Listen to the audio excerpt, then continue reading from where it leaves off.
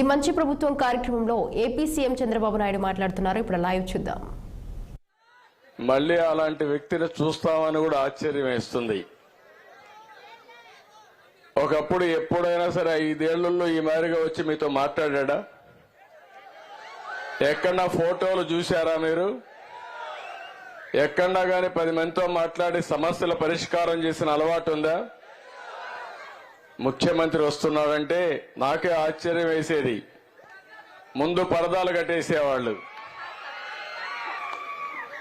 అక్కడి నుంచి ఆయన ఆకాశంలో తిరిగినా హెలికాప్టర్లో వచ్చినా కిందన చెట్లన్నీ నరికేసేవాళ్ళు. అంతేకాకుండా ఒక కర్ఫ్యూ వాతావరణం పెట్టేవాళ్ళు. బలవంతంగా డాక్రా సంఘాలందరినీ లాక్కొచ్చేవాళ్ళు. ఇష్టం ఉన్నా లేకపోయినా మీరు రావాలి, రాకపోతే రేషన్ కట్టు, పెన్షన్ కట్టు, నీళ్లు కూడా కట్టు అన్నమాట. బలవంతంగా మొబిలైజ్ చేసేవాళ్ళు. నేను టీవీలో చూసేవాడిని. మీరు ఇంటికి పోవాలి, సాయంత్రం అయితే పాలు పిండే పరిస్థితి, పితికే పరిస్థితి వస్తుంది, వంట చేయాలి.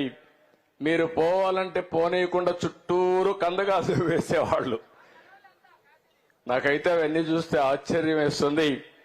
అందుకే అందరూ కలిసి ఆ పార్టీని భూస్థాపితం చేయాలనే పంతం పొంది మొన్న ఎన్నికల్లో చరిత్రలో నేను ఎప్పుడూ చూడలేదు అలాంటి విజయాన్ని సాధించి పెట్టారు.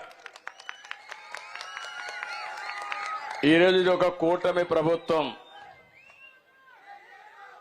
కూటమి ప్రభుత్వంలో మేము ఒకటే నిర్ణయం చేసుకున్నాం.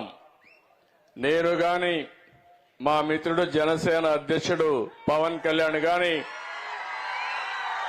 ఇంకో పక్కన బీజేపీ పార్టీ జాతీయ స్థాయిలో నరేంద్ర మోడీ గారి నాయకత్వం గాని, ఇవన్నీ కూడా మీరు ఒక్కసారి చూస్తే ఏ విధంగా పరిపాలనలో మార్పులు వచ్చాయో మీరే గుర్తుపెట్టుకోవాలి.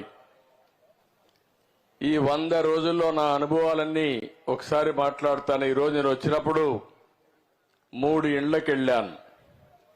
నేను వచ్చింది ఇక్కడికి నేరుగా మీ సమస్యలు తెలుసుకోవాలని, మీతో నేరుగా మాట్లాడాలని, సమస్యల్ని అర్థం చేసుకుని సమస్యలు పరిష్కారం చేయాలనే ఉద్దేశంతో ఇక్కడికి వచ్చాను.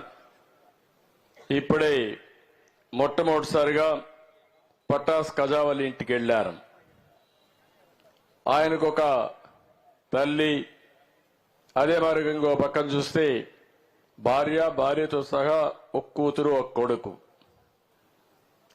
ఆ తల్లికి 4,000 రూపాయలు పింఛన్ ఇస్తున్నాం. మీరందరూ ఒక విషయం గుర్తుపెట్టుకోవాలి. భారతదేశంలో ఏ రాష్ట్రంలో ఇవ్వని విధంగా నెలకు 4,000 రూపాయలు పింఛన్ ఇచ్చే ఏకైక ప్రభుత్వం ఈ రాష్ట్ర ప్రభుత్వం అని చెప్పి కూడా నేను మీకు తెలియజేస్తున్నా. మీకు కూడా అవసరాలు చాలా ఉన్నాయి. ఇప్పుడు ఆ పెద్దమ్మ మాట్లాడింది, ఎంత బాగా మాట్లాడిందంటే, మా వాళ్ళు ఎంబీఏ చేశారు కానీ ఎంసీఏ చేశారు, పీహెచ్డీ చేశారు. వాళ్ళిద్దరికంటే బ్రహ్మాండంగా మాట్లాడింది. నిజ జీవితంలో పీహెచ్డీ చేసింది ఆవిడ. అలాంటివన్నీ కూడా మన అనుభవాలు మనం చూస్తా ఉంటే, గ్రామాల్లో కూడా ఎప్పటికప్పుడు మీరు అధ్యయనం చేస్తున్నారు. మేమేం పనులు చేస్తున్నామన్నీ చూస్తున్నారు, దానిపైన నిర్ణయం చేస్తున్నారు. కానీ నేను ఆలోచించింది, ప్రతి ఒక్క ఇంటికి లాభం కలగాలని. నేను మొన్న మీరు చూస్తే 4,000 రూపాయలు ప్రతి ఒక్కరికి పింఛను పెంచాం. నేనే మొట్టమొదటిసారిగా పింఛన్లు పెట్టింది ఎన్టీ రామారావు గారు. 35 రూపాయలు పెట్టాడు ఆయన. దాన్ని 70 రూపాయలు చేశాను. ఆ తర్వాత 200 రూపాయలు చేస్తే, నేను ముఖ్యమంత్రి అయిన తర్వాత ఒకటేసారి 5 ఏళ్లలో 2,000 రూపాయలు చేసిన పార్టీ తెలుగుదేశం పార్టీ ఆ రోజు. ఈరోజు 3,000 నుంచి 4,000 రూపాయలు చేశాం. సంవత్సరానికి 35,000 కోట్లు ఖర్చు అవుతుంది. ఈ ఊర్లో కూడా మీరు ఒకసారి చూస్తే చాలా మంది పింఛన్లు వచ్చేవాళ్ళు చూస్తా ఉంటే 395 మందికి పింఛన్లు వస్తున్నాయి. అంటే ఈరోజు మొత్తం 2,488 జనాభా ఉన్నారు. 851 ఇండ్లున్నాయి. కానీ అందులో 2 ఇండ్లకు ఒక ఇంటికి పింఛన్ ఇచ్చే కార్యక్రమానికి శ్రీకారం చుట్టాం. ఇది చాలా అంటే చాలదు. ఇంటింటికి అన్ని ఇవ్వాలనుకున్నాను కానీ ఇంకా రాబోయే రోజుల్లో సంపద సృష్టిస్తే తప్ప ఆదాయాన్ని పెంచే మార్గం లేదు. అందుకని ఒకేసారి మీరు చూశారు, నేను ఒక హామీ ఇచ్చాను, ఏప్రిల్ నుంచి పింఛన్ ఇస్తానని చెప్పాను. ఇచ్చిన మాట ప్రకారం ఏప్రిల్ నుంచి కూడా పింఛన్ ఇచ్చి ఒకేసారి 7,000 రూపాయలు మీ ఇంటికి తెచ్చిచ్చిన ఘనత ఈ ప్రభుత్వానిది. అంతేకాదు, మొన్నైతే మొదటి తారీఖు హాలిడే వస్తే ఉద్యోగస్తులు బాధపడతారని ఒకరోజు ముందే పింఛన్ ఇచ్చాం. అంటే ఒక పట్టుదల పెట్టుకుని, అది కూడా నేను ఒకే మాట చెప్పాను, ప్రతి నెల మొదటి తారీఖున పేదల సేవలో అనే పేరుతో నేను గాని, మా ఎమ్మెల్యేలు గాని, మా అధికార యంత్రాంగం, కలెక్టర్ మొదలుకొని అందరూ కూడా ఈ పేదవాళ్ళ ఇండ్లకు రావాలి, మీ కష్టాలు నేరుగా తెలుసుకోవాలి, ఇచ్చే సహాయాన్ని కూడా మేము ఇచ్చినప్పుడు ఉండే తృప్తి, రెండోది మీ కష్టాలు చూసి మీతో కూడా అనుసంధానం అయితే చాలా బాగుంటుందనే ఉద్దేశంతో చేశాం. ఈ ఇంట్లో నేను చూశాను, ఆర్థిక ఇబ్బందులుంటే 10వ తరగతి చదువుకునే అమ్మాయి నిలిచిపోయింది. ఆ అమ్మాయి పట్టుదల, కూలి పని చేయించే పరిస్థితికి వచ్చారు. ఆ అమ్మాయి పట్టుదలతో 10th క్లాస్ ప్రైవేటుగా పెట్టి పాస్ అయ్యింది. కొడుకును చూశాను, ఆ అబ్బాయిని ఏం చేశారంటే చదువుకోనికుండా 9వ తరగతి చదువుతా ఉంటే మెకానిక్ పంపించారు, 300 రూపాయలు వస్తుందని. తండ్రి మామూలుగా ఈ కూలీ పని ఎక్కడ ఇండ్లు నిర్మాణం చేసి అక్కడికి వెళ్తున్నారు. తల్లి అయితే అక్వాకల్చర్ పక్కన చేపలు అవన్నీ ఉంటే అక్కడ పనిచేస్తుంది. మొత్తం ఆ కుటుంబం బ్రతకడానికి పిల్లలను కూడా చదువుకు మానేశారు. ఇంకో పక్క ఇల్లు కట్టుకున్నారు. ఆ రోజు ఇల్లు కడితే ఆ డబ్బులు దగ్గర మీరు చూస్తే 65,150 రూపాయలు ఇవ్వకుండా 5 సంవత్సరాలు ఇబ్బంది పెట్టారు. ఇవన్నీ చూసిన తర్వాత నాకు అనిపించింది, ఆ ఇద్దరి పిల్లల్ని మళ్లీ చదివించాలని ఈ ప్రభుత్వం నిర్ణయించాం. తప్పకుండా ఆ పిల్లల్ని చదివిస్తానని చెప్పి మీ అందరికీ హామీ ఇస్తున్నా. అవసరమైతే ఆ అమ్మాయిని రెసిడెన్షియల్ స్కూల్లో పెడతాం, ప్రభుత్వం చదివిస్తాం. అబ్బాయిని కూడా చదివించమన్నాను. చదివించిన తర్వాత అవసరమైతే తొందరలోనే మనం అనుకున్న ప్రకారం తల్లికి వందనం కింద ఇద్దరికి కూడా 30,000 రూపాయలు వస్తుందని చెప్పి కూడా ఈ సందర్భంగా మీకు హామీ ఇస్తున్నా. అదే సందర్భంలో ఆవిడకి ఇవ్వాల్సిన చెక్ పెండింగ్ ఉంది. ఇప్పుడే కలెక్టర్ గారికి ఆదేశాలు ఇచ్చాను.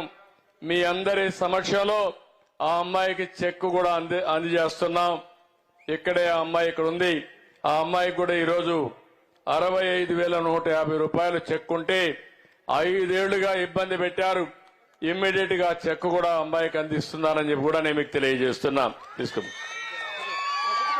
అట్రమ్మా, అడ్డుడమ్మా.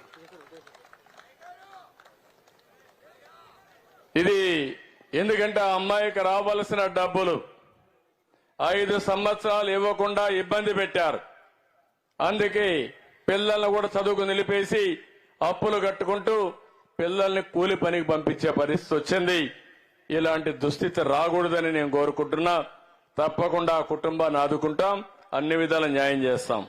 ఏంటమ్మా, ఏమైనా మాట్లాడాలనా? ఓకే అమ్మా, థ్యాంక్ యూ అమ్మా. ధైర్యంగా నేను చెప్పు. మైకి వా.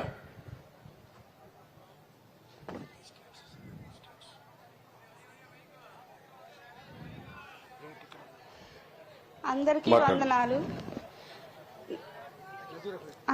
వందనాలు. తెలిసి తెలియక తప్పుగా మాట్లాడితే క్షమించండి. ధైర్యంగా మాట్లాడు. బాబు గారు చెప్పిన కుటుంబం నాదే. నా కుటుంబాన్ని ఆదుకుంటామన్నారు బాబు గారు. అలాగే నా పిల్లల్ని చదివిస్తామన్నారు. పని పంపించే పిల్లలు నా పిల్లలే. కూలి చేసుకునే నా భర్త. నా అత్తగారికి పెన్షన్ వస్తుంది, నెలకి 4,000 1వ తారీఖుకి ఇస్తారు. నాకు మాట్లాడటం రాదండి, ఏమన్నా తప్పుంటే క్షమించండి. ఫ్రీగా మాట్లాడమ్మా. నువ్వేం చెప్పాలి, ఇంట్లోనే మాట్లాడు. గత సంవత్సరంలో బాబు గారి హయాంలో నేను ఇల్లు కట్టుకున్నాను సార్. అప్పుడు 2 బిల్లులు వచ్చేసాయి, మిగతాయి రాలేదు. వైసీపీ హయాంలో నేనైతే ఏ లాభం నాకేమి రాలేదు.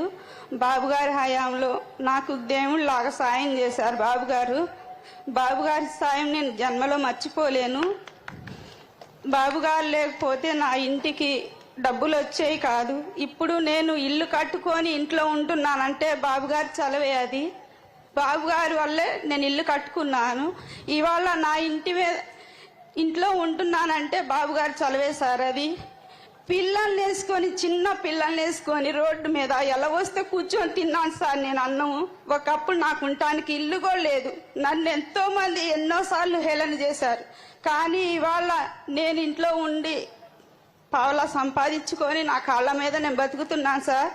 నా పిల్లలకి చదివిస్తామని చెప్పారు బాబు గారు.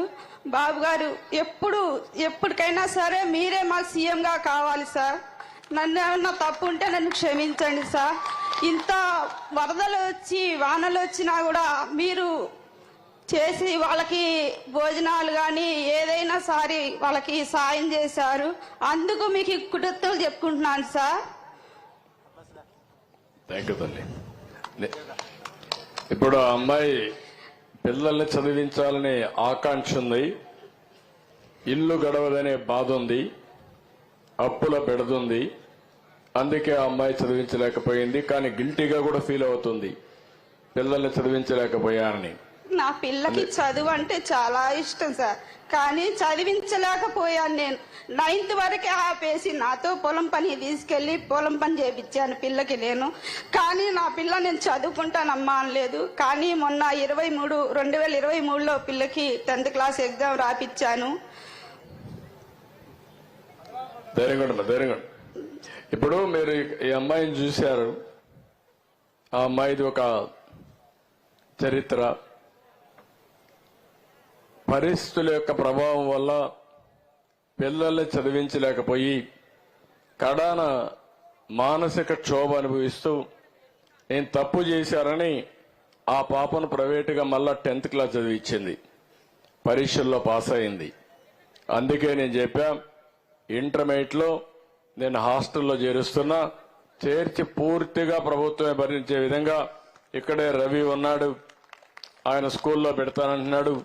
ఇమీడియట్ గా ఆ స్కూల్కి పంపించే బాధ్యత తీసుకుంటాం. ఆ హాస్టల్లో పెట్టి పూర్తిగా ప్రభుత్వమే చదివించే బాధ్యత తీసుకొని అన్ని విధాలు ఆదుకుంటానమ్మా. మీ అబ్బాయిని కూడా బాగా చదివించానమ్మా. Thank you. ఇప్పుడు ఇక్కడ మీరు చెప్పినట్టు మనం 4,000 రూపాయలు పింఛన్ ఇస్తామంటే మన తర్వాత తక్కువ ఇచ్చే పింఛన్లు చూస్తే 2,500 రూపాయలు హర్యానా ఇస్తున్నారు. అంటే మనం ఇచ్చేది అన్ని రాష్ట్రాల కంటే, ధనిక రాష్ట్రాల కంటే ఎక్కువ ఇస్తున్నామంటే అది పేదవాళ్లపై నుండే అభిమానం. అయితే ఇప్పుడే మిత్రుడు చెప్పాడు, ఈ పెన్షన్లు కూడా గడచిన 5 సంవత్సరాల్లో అస్తవ్యస్తంగా చేశారు, రాజకీయంతో చేశారు. కొంతమంది వికలాంగులు కాకపోయినా వికలాంగులుగా చూపించి పింఛన్లు ఇచ్చేశారు. నేను ఈరోజు అందరికి కూడా ప్లెయిన్ గా ఇచ్చాను. కానీ ఒకటే ఆమె ఇస్తున్నా, ఇదే మారిగా గ్రామ సభ పెట్టి ఆ ఊరిలో ఇచ్చే పింఛన్లన్నీ కూడా ఎవరైతే అర్హులున్నారో వారందరికీ ఇచ్చే ఏర్పాటు చేస్తాను. అక్టోబర్ నెల మొత్తం ఈ కార్యక్రమానికి కేటాయిస్తాం. వాళ్ళ ఆర్థిక పరిస్థితులేంటి, వాళ్ళ యొక్క కొంతమంది దివ్యాంగులుంటే ఎలాంటి దివ్యాంగులు వాళ్ళ 6,000 రూపాయలకి ఎలిజిబిలిటీ ఉందా, 8,000 రూపాయలు 10,000 రూపాయలు ఇస్తున్న 10,000 రూపాయల లేకుంటే 15,000 రూపాయలు ఇవ్వాలని అధ్యయనం చేసి మొత్తం వారందరికీ కూడా న్యాయం చేస్తాను. కొన్ని దిక్కలు నేను చూశాను, డాక్టర్లను కూడా గట్టిగా చెప్తున్నా, మీరు అడగరని తప్పులు ఎక్కువ చేస్తే, వికలాంగులు కాని వాళ్ళకు కూడా పింఛన్లు రికమెండ్ చేస్తే మీ ఉద్యోగానికే ప్రమాదం ఉంటుంది. వెరిఫై చేస్తే నేను పేదల పట్ల ఎంత ఉదారంగా ఉంటానో, తప్పులు చేసిన వాణ్ణి మాత్రం వదిలిపెట్టనని వారికి కూడా హెచ్చరిక చేస్తున్నానని చెప్పి కూడా నేను మీకు తెలియజేస్తున్నా. ఈరోజు ఈ ప్రభుత్వం ఉండేది పేదల కోసం ఉంది తప్ప కొంతమంది మొన్నటి వరకు ముఖ్యమంత్రిగా పనిచేసినటువంటి వ్యక్తి శిష్యులు కొంతమంది తయారయ్యారు. ఊరికి ఒక సైకో తయారయ్యారు. ఆ సైకోలు తయారై గవర్నమెంట్ అంటే లెక్కలేనితనం వచ్చింది. ఎదురు దాడి చేస్తే భయపడిపోతారనుకుంటున్నారు. నేను ఎదురు దాడి చేస్తే భయపడను, తాట తీస్తాను తప్పు చేసిన వాళ్ళని మరొక్కసారి హెచ్చరిస్తున్నా. ఆ విషయాలు కూడా నేను మీతో మాట్లాడతాను. ఈరోజు ఇంకొక పక్క మీరు ఒకసారి చూస్తే రెండో ఇల్లు మద్దిరాలపాడులోనే ఈ ఊర్లోనే ఒక అలుదాసు శ్రీను బీసీ గౌడ కులస్తుడు, భూమి లేదు, వేరే ప్రాంతాల నుంచి ఈ ఊరికి వచ్చి సెటిల్ అయ్యాడు. భార్యాభర్త ఇద్దరు పండ్లు అమ్ముకుని ఒక 400-500 రూపాయలు సంపాదించుకుని వాళ్ళు ఎంత ధైర్యంగా ముందుకు పోయారంటే, ఇద్దరు పిల్లలుంటే ఇద్దరిని ఇంజనీరింగ్ చదివిస్తున్నారు. ఇంజనీరింగ్ 2వ సంవత్సరం ఒక అబ్బాయి, మొదటి సంవత్సరం ఒక అబ్బాయి. అప్పు చేసి పిల్లల్ని చదివించారంటే మనస్ఫూర్తిగా కుటుంబాన్ని అభినందిస్తున్నాను. కంగ్రాచులేషన్స్ కూడా తెలియజేస్తున్నా. ఇదొక స్ఫూర్తి. నేను ఆ అబ్బాయి చూశాను. ఇల్లు కూడా 40 ఏళ్లే, అతను 45 సంవత్సరాలు, భార్యకు 40 సంవత్సరాలు. అప్పుడే షుగర్ వచ్చింది. ఏంటా ఈ వయసులో షుగర్ అంటే, ఎక్కువ టెన్షన్ అయిపోయింది అన్నాడు. నీకు టెన్షన్ దేనికోసం అంటే, పిల్లల్ని చదివించాలి, మళ్ళీ నేను ఇలాంటి పనులన్నీ చేయాలి, నేను పోయి పళ్ళు తీసుకొస్తాను, నా భార్య అమ్ముతుంది, దీనివల్ల పిల్లలు చదివించి పైకి వస్తున్నాం అంటే ఇల్లు లేదంటే ఇల్లు శాంక్షన్ చేయమన్నాను. ఇంటి జాగా కూడా లేదు. ఇప్పుడే సర్పంచ్ గారు ఇక్కడ ఉన్నారు, కలెక్టర్ గారు ఉన్నారు. కనీసం ఈ ఊర్లో 200 మందికి ఇంటి జాగాలు ఇచ్చి ఇండ్లు కట్టించాల్సిన బాధ్యత ఉంది. ఇమ్మీడియట్ గా ల్యాండ్ ఎక్విజిషన్ చేసి ఎంతమంది ఉంటే ఎన్యూమరేట్ చేయండి, ఆ ల్యాండ్ కూడా అక్వైర్ చేయండి, అందరికీ ఇండ్లు కట్టించే బాధ్యత తీసుకుందాం. ఇమ్మీడియట్ గా ప్రారంభించమని కూడా చెప్తున్నా. అందులో మొదటి ఇల్లు ఆ సీనుకి ఇస్తామని చెప్పి మీ అందరికీ హామీ ఇస్తున్నా. నిన్న నేను ఒక పాలసీ తీసుకున్నాను. ఏదైతే చేతి వృత్తులపైన ఆధారపడినటువంటి ఇలాంటి వారికి భవిష్యత్తులో కొన్ని దిక్కుల్లో కొన్ని రిజర్వేషన్లు పెట్టాం. ఈరోజు గౌడలున్నారు, ఈడుగులున్నారు, వాళ్ళు కళ్ళు గీస్తారు. అలాంటి వృత్తిపరంగా ఉన్నారు కాబట్టి ఏవైతే బ్రాందీ షాపులు ఉన్నాయో అందులో 10% రిజర్వేషన్లు పెట్టాను.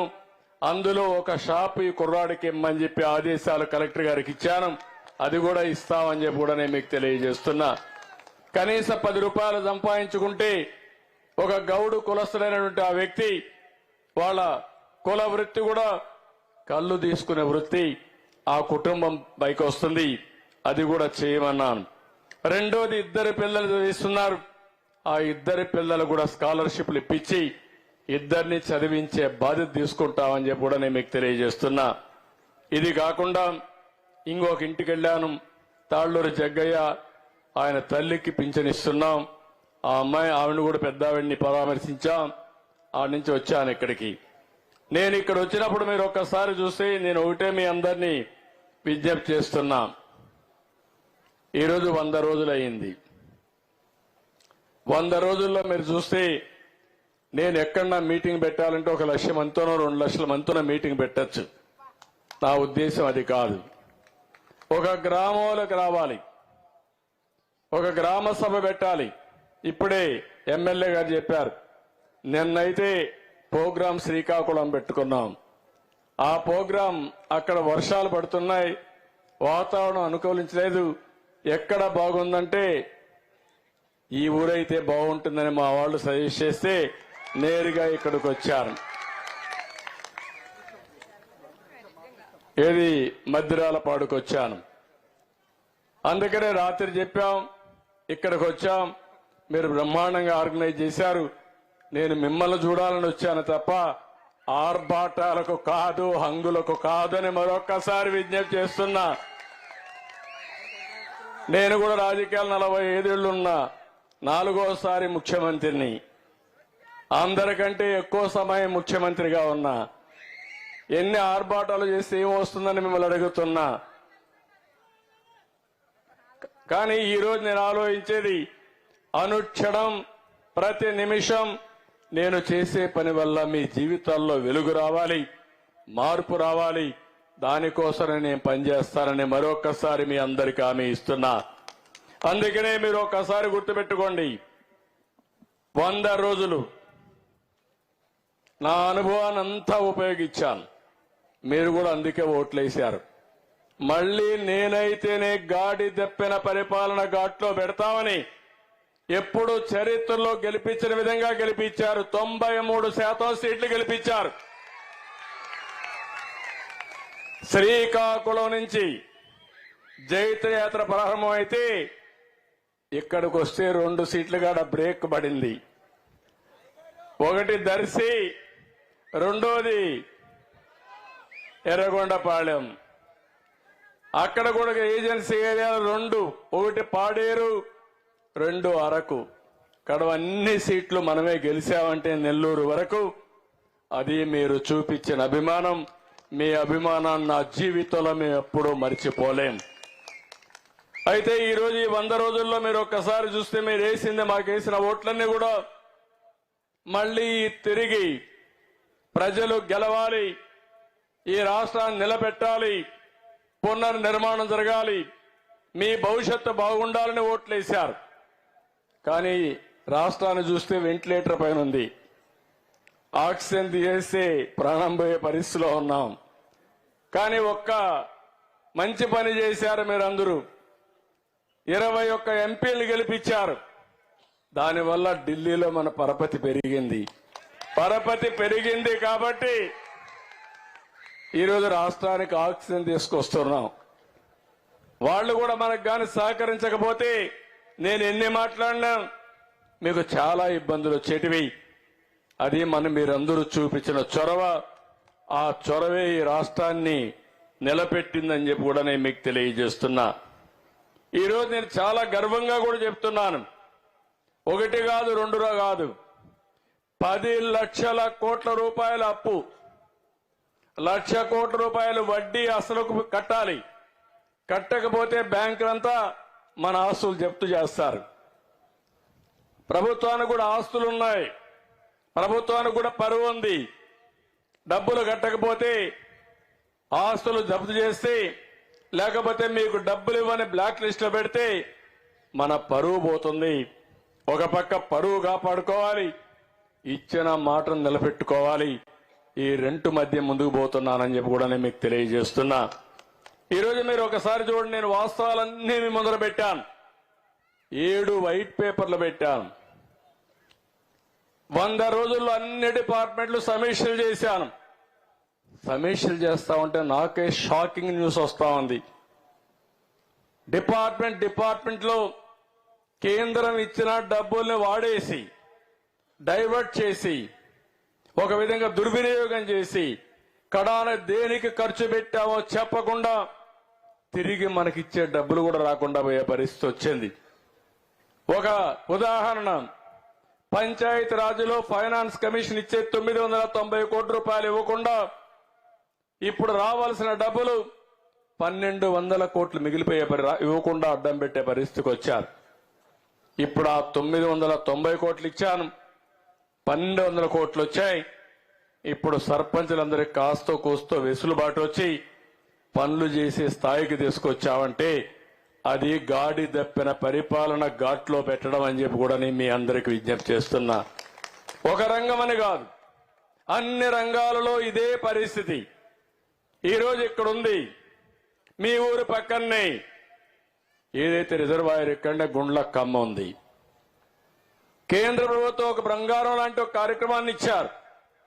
అంటే గుండ్లకమ్మ నుంచి ఈ చుట్టుపక్కల 5-6 నియోజకవర్గాల్లో మల్టీపర్పస్ వాటర్ స్కీమ్ పెట్టి పైప్ లైన్ల ద్వారా ఇంటింటికి కొళాయి ద్వారా నీళ్లిచ్చే కార్యక్రమం 5 ఏళ్లయింది. ఒక్క ఊరికి నీళ్లిచ్చిన దాఖలాలు లేవు. దీనికి వాళ్ళు ఇచ్చిన ప్రోగ్రాం చూస్తే మేము 50% ఇస్తాం, మీరు ఒక 50% పెట్టుకోండి, రెండో పెట్టుకొని మీరు ఎంతైనా పర్వాలేదని ఒక్కొక్క రాష్ట్రం 1,00,000 కోట్ల రూపాయలు ఖర్చు పెట్టే పరిస్థితికి వచ్చారు. కొన్ని రాష్ట్రాల్లో 70,000 కోట్ల రూపాయలు ఖర్చు పెట్టారు సిరిసగ వేసుకొని. దీనివల్ల ఇంటింటికి కొళాయి ద్వారా నీళ్లు ఇచ్చారు. మన రాష్ట్రంలో దౌర్భాగ్యం 3,000 2,000 కోట్లు కూడా ఖర్చు పెట్టకుండా ఇచ్చిన డబ్బులకి లెక్క చూపించకుండా ఇచ్చిన డబ్బులు రిలీజ్ చేయకుండా ఇష్టానుసారంగా చేస్తే నిన్నే నేను చెప్పా మళ్ళీ ఒకసారి స్ట్రీమ్ లైన్ చేద్దాం. తప్పకుండా ఎక్కడెక్కడ జిల్లాలు ఉన్నాయో 26 జిల్లాలకి నీళ్లు ఇచ్చే బాధ్యత, ఇంటింటికి కొళ్ళాయి ద్వారా నీళ్లు సరఫరా చేసే బాధ్యత ఈ ప్రభుత్వం తీసుకుంటామని చెప్పి చాలా స్పష్టంగా హామీ ఇచ్చాం. ఈ డిపార్ట్మెంట్ పవన్ కళ్యాణ్ గారు చూస్తారు, ఆయన కిందనే వస్తుంది. నిన్నే సమీక్ష పెట్టాం. సమీక్ష పెట్టి ఒక నిర్ణయం చేశాం. ఒక 550 కోట్ల రూపాయలు శాంక్షన్ చేస్తే ఇంకొక 600 కోట్లు వస్తుందంటే ముందు తీసుకురమ్మని చెప్పాను. ఒక 60,000 కోట్ల రూపాయలు దగ్గర అదనంగా ఖర్చు అవుతుందంటే అవి కూడా చేయమన్నాను. ఈరోజు ఇలాంటి ఇక్కడ ఒక స్కీమ్ ఉంది, వాటర్ స్కీమ్ ఉంది. ఆ వాటర్ స్కీమ్ను చూస్తే ఎప్పుడో కట్టిన వాటర్ స్కీము ఇప్పుడు కూలిపోయే పరిస్థితిలో ఉంది. అలాంటి వాటర్ స్కీమ్స్ అన్ని కూడా మళ్లీ కొత్తగా కట్టుకునే అవకాశం ఈ జల్ జీవన్ మిషన్ లో ఉంది. దాన్ని కూడా ఉపయోగించకుండా ముఖ్యమంత్రి ఇష్టానుసారంగా ముందుకు పోయాడంటే మీరు గుర్తుపెట్టుకోవాలి. అందుకే నేను మీకు ఇచ్చినటువంటి 7 వైట్ పేపర్లు ఇచ్చాను. చాలా స్పష్టంగా ఎక్స్ప్లెయిన్ చేశాను. ఎంత దోపిడీ చేశారు, ఎన్ని డిపార్ట్మెంట్లు విధ్వంసం చేశారు, ఎన్ని వ్యవస్థలను నాశనం చేశారు, ఎన్ని లక్షల కోట్ల రూపాయలు అప్పు చేశారో అన్ని కూడా మీకు ఇచ్చే పరిస్థితికి వచ్చాను. అవన్నీ ఇచ్చిన తర్వాత అన్ని డిపార్ట్మెంట్లని ఈరోజు స్ట్రీమ్ లైన్ చేస్తూ ముందుకు పోయే పరిస్థితికి వచ్చాం. నేను ఒకే ఒక విషయం మీ అందరికీ విజ్ఞప్తి చేస్తున్నాను. ఈరోజు మీరందరూ ఇక్కడ సమావేశమైనప్పుడు అనేక విషయాలు మనం ఇక్కడ మాట్లాడుకుంటున్నాం. ఇప్పుడే ఒక కుటుంబం అయితే మనం మాట్లాడినప్పుడు కొన్ని విషయాలు మాట్లాడారు. ఈరోజు ఈ ఊర్లో కూడా సర్పంచ్ ఇప్పుడు మామూలుగా ఒకప్పుడు ఇక్కడ ఉండేవాళ్ళకు గుర్తుంటుంది. ఒక 15-20 ఏళ్లకు మునుపు నేనంతా కూడా జనాభా నియంత్రణ కోసం అందరికీ చెప్పాను. ఆ రోజు ఊరూరుకు వచ్చి మీటింగులు పెట్టి జనాభా పెరుగుతా ఉంది, పెరిగిన జనాభాకు అనుగుణంగా భూమి పెరగలేదు, చాలా ఇబ్బందులు వస్తాయి, మనం అందరం ఆలోచించి జనాభా నియంత్రణకు పోవాలని చెప్పాం. ఇప్పుడు జనాభా నియంత్రణ చేశాం, కానీ జనాభా తగ్గిపోయే పరిస్థితి వస్తా ఉంది. జనాభా ఎప్పుడు కూడా స్టేబుల్ గా ఉండాలంటే ప్రతి ఒక్క ఆడబిడ్డ సంతానోత్పత్తి 2.1 ఉండాలి. జీవిత కాలంలో కనీసం 2 కంటే ఎక్కువ సంతానాన్ని కల్పించే పరిస్థితిలో ఉండాలి. ఇప్పుడు అందరూ కూడా 1.6కు వచ్చేశారు. కొంతమంది 1.5 అంటే కొంతమంది పిల్లలు ఒకరే అంటున్నారు. కొంతమంది ఇంకా బాగా చదువుకుంటే తెలివి ఎక్కువైపోయింది కాబట్టి double income, no kids, let us enjoy అంటే ఇద్దరికి ఆదాయం వస్తుంది, పిల్లలొద్దు, ఎంజాయ్ చేద్దామనే పరిస్థితికి వచ్చారు. మీరు కూడా మీ తల్లిదండ్రులు ఆ మార్గం అనుకుంటే మీరు అసలు పుట్టేవాళ్లే కాదు. ఆ విషయం గుర్తుపెట్టుకోవాలని వాళ్ళందరికీ విజ్ఞప్తి చేస్తున్నా. ఇప్పుడు మనందరి మీద ఒక బాధ్యత ఉంది.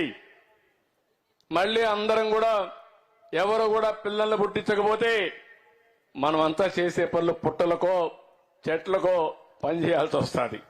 ఆ విషయం అందరూ గుర్తుపెట్టుకోవాలి.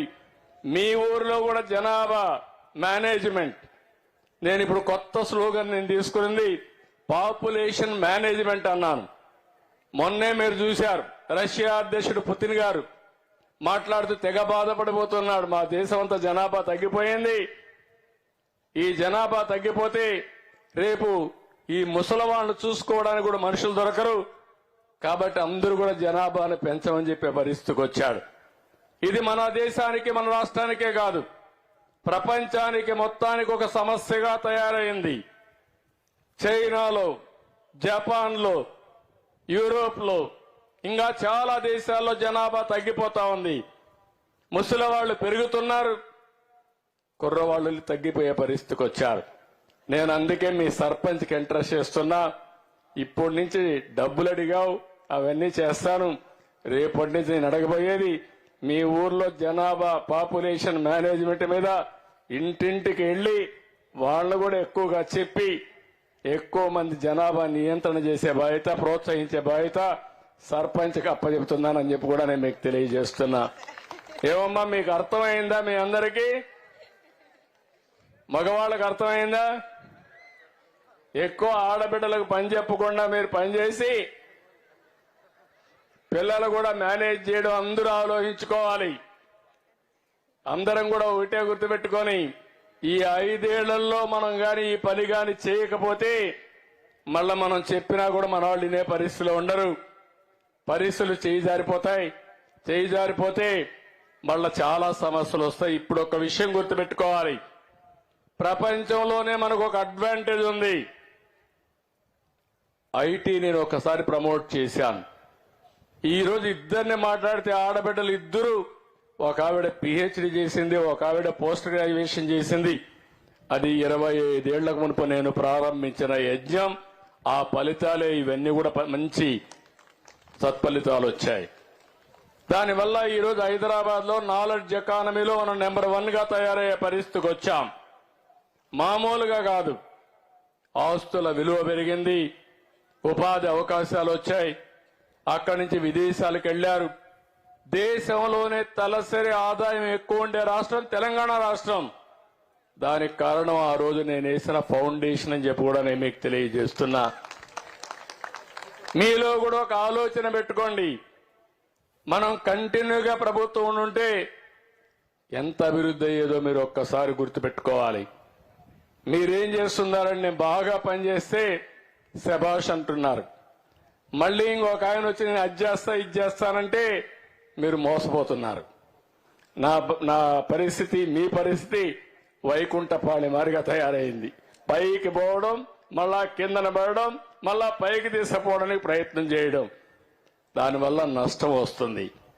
నేను ఒకటే చెప్తున్నా, మళ్ళీ మీ అందరికీ న్యాయం చేసే బాధ్యత నాది. మిమ్మల్ని ఆర్థికంగా అన్ని విధాలా అభివృద్ధి చేసే బాధ్యత తీసుకుంటాం. కానీ ఒక నమ్మకంతో గ్రామాలు ఒకటి కావాలి, మనందరం కలిసి పనిచేయాలి. ఒకప్పుడు శారీరకంగా పనిచేసేవాళ్ళు, ఇప్పుడేం నేను మిమ్మల్ని అందరినీ నాగలి దున్నమనడం లేదు, లేకుంటే కష్టపడమనడం లేదు, తెలివితో పనిచేయమంటున్నా. నేను ఒకప్పుడు సెల్ ఫోన్ విషయం మాట్లాడేవాడిని, ఇప్పుడు డ్రోన్స్ వచ్చాయి, సీసీటీవీ కెమెరాలు వచ్చేసాయి. మీకు ఏ పని కావాలన్నా నిమిషాల మీద మేఘాల మీద పనిచేసుకునే అవకాశాలు వచ్చాయి. నేను ఆ అమ్మాయిని ఇప్పుడు ఆ విషయం అడిగా, నువ్వు ఎంసీఏ చేసావు తల్లి, ఎంసీఏ చేసిన తర్వాత మీ ఊర్లోనే కూర్చొని పనిచేసుకునే అవకాశం ఉంది, ఎందుకు ఇక్కడ పనిచేయలేదని అడిగాను. వీళ్ళు అనుకుంటే ఊర్లో కూర్చొని ఇంట్లో కూర్చొని పని చేసుకుంటూ 10 రూపాయలు సంపాదించుకునే మార్గాలు వచ్చాయని చెప్పి కూడా నేను మీకు తెలియజేసుకుంటున్నా. ఈ రోజు ఇది కాకుండా నేను తీసుకున్న నిర్ణయాలు మీరు ఒకసారి చూస్తే, మెగా డిఎస్సీ పెట్టాను. ఇప్పుడే ఒక ఆడబిడ్డ చెప్పింది, ఇది ప్రారంభం మాత్రమే. 20 లక్షల ఉద్యోగాలు రాష్ట్రంలో క్రియేట్ చేయడం ఒక ఆశయంగా పెట్టుకొని ముందుకు పోతున్నాం. దాంట్లో మొట్టమొదటి నిన్న మీకు ఇచ్చినటువంటి డిఎస్సీ, మెగా డిఎస్సీ అని చెప్పి కూడా నేను మీకు తెలియజేస్తున్నా.